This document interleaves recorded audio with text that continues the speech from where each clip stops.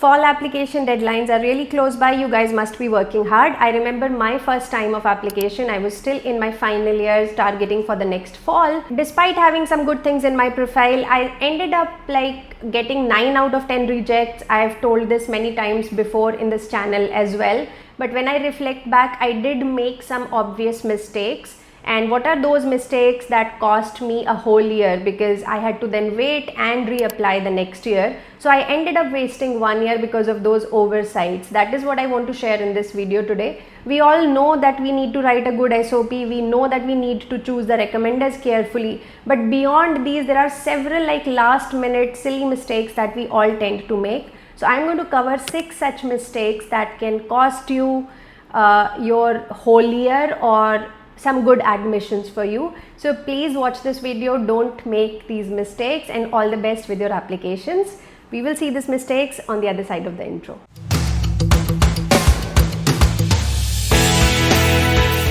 Hey guys, welcome back to the channel. This is Nistha from Scholar Strategy, and today we are talking about 6 mistakes that can derail your whole hard work so far.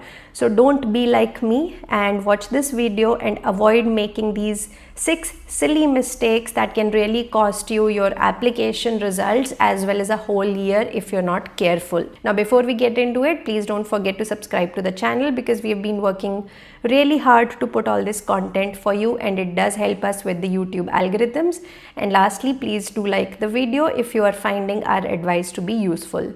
Okay, so let's get on to these 6 mistakes without any further ado. And the first one is being underconfident. First up, and this is a big one, being underconfident can really cost you.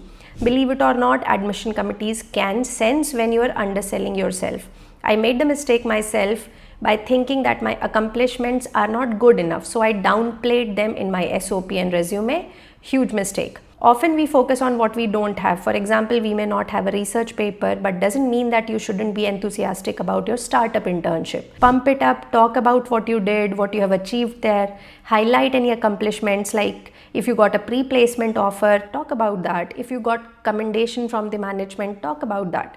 Quantify the results if you can. So these simple things can really perk up your SOP and put you in a much stronger light. So here's the thing, if you are not excited about yourself, how will the admission committee ever feel that excitement, right? Why should they admit you if you yourself are not backing yourself up? So instead, leverage your strengths, acknowledge your weaknesses, but show how you have grown from them. Be super proud of your achievements, no matter how small you think they are. Craft a narrative that highlights your journey and your uniqueness. And here's a pro tip.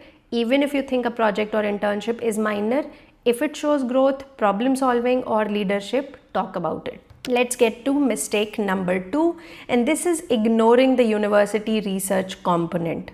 I completely underestimated how crucial it is to show that you have done your homework on the program and the professors. I applied to universities thinking my general interest in the field would be enough.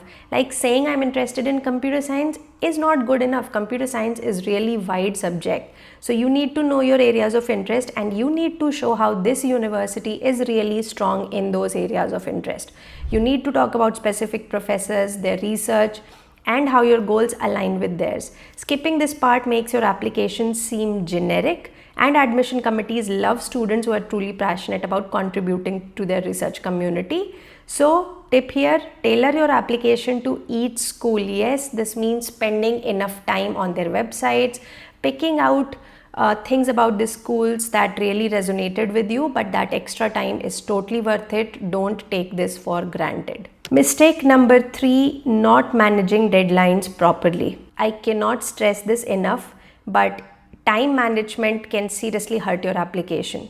I didn't manage a proper calendar of all the deadlines and tasks, so I was just managing things on the go, which is what most students do. Big mistake, because soon you get overwhelmed with so many things that you will inevitably forget something. It could be sending scores on time or reminding your recommender. I rushed through a few applications, which definitely hurt the quality of my essays. Also, applying in Feb or March, especially for schools that have rolling admissions, is not a great idea.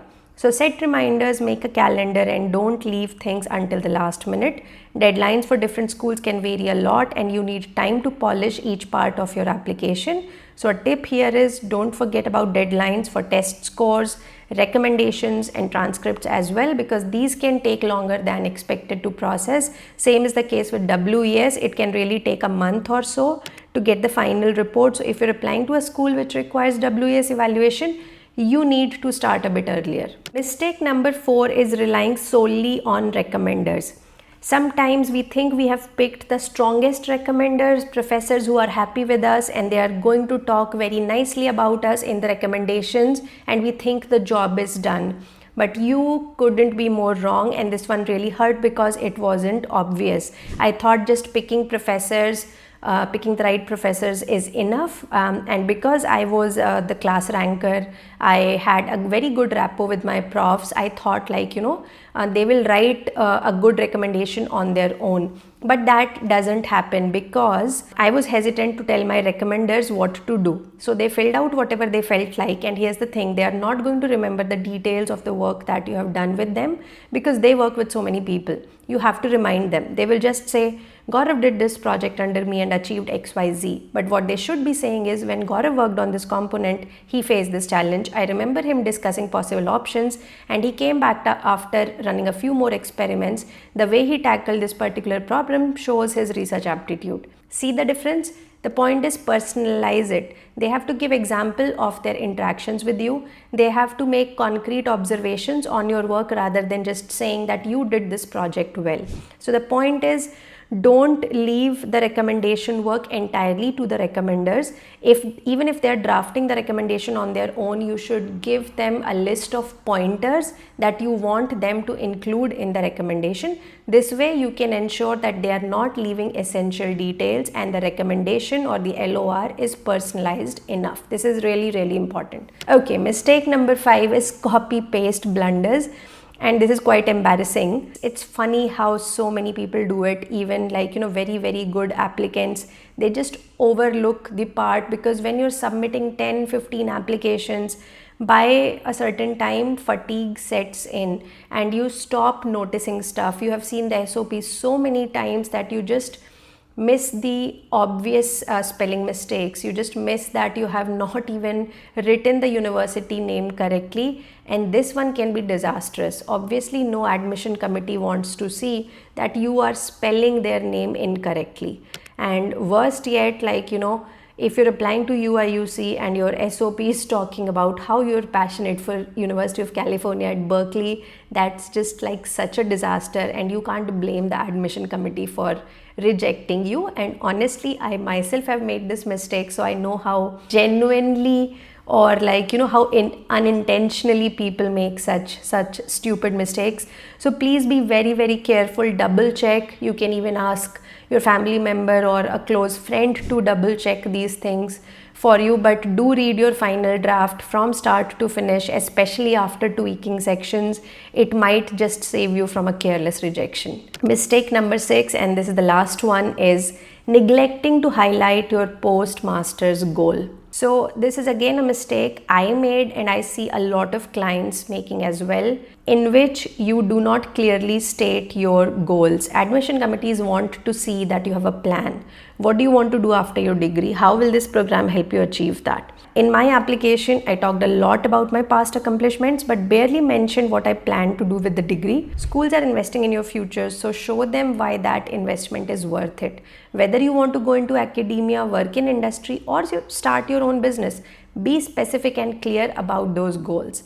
And the tip is, make sure your future goals align with the strength of the program you're applying to, because otherwise it can raise a question that why do you really need a master's degree for this goal? If you tailor the goal with the strength of this program, that can make your application so much more stronger. So those were the 6 mistakes I made and I see many people making. So I hope you will be able to avoid them and put up a winning application. So this is me, Nistha, signing off for now. Please do leave a comment what you think about today's video. Do hit the like button if it resonated with you. And of course, tell us any suggestions of what kind of video you want me to cover next.